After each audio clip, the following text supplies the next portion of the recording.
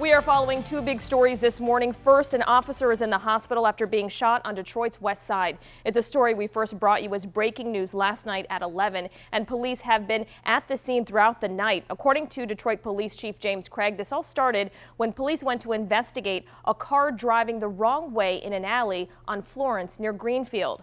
The chief says the officer was hit in his bulletproof vest and is expected to recover. The man suspected of shooting the officer is in critical condition. Two other officers were injured when they were hit by the car. 7 Action News reporter Jennifer Ann Wilson joins us live this morning. So, Jen, what are police still trying to find out right now?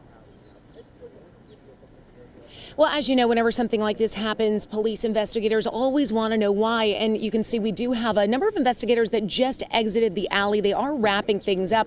We've got two Michigan State K-9 teams here on scene. One of them right here behind me. They said they're going to be wrapping things up pretty shortly here. This is, as you know, the alley. This is the alley right here where it all began. This is the alley police say they saw the suspect driving very fast the wrong way.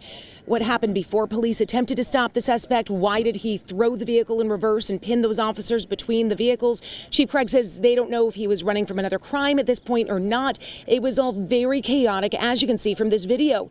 A lot of first responders, a lot of people in the community, and a crime scene that moved to his second location. Now, this all began around 10:40 p.m. on Saturday night. After pinning 2 of 3 police officers between his car and the police vehicle, police say the suspect got out and started firing. A police officer was hit in the torso. Now, Chief Craig says that he was wearing a bulletproof vest, but that bullet did strike his body. Another officer fired at the suspect. The suspect was hit 5 times, but Chief Craig says he kept on running. Because they were faced with an imminent threat to their life, they fired and he was struck. He went in and broke into a residence and he was arrested at that point. The officers followed a blood trail, the suspect's blood trail, and they were able to identify and find him and arrest him.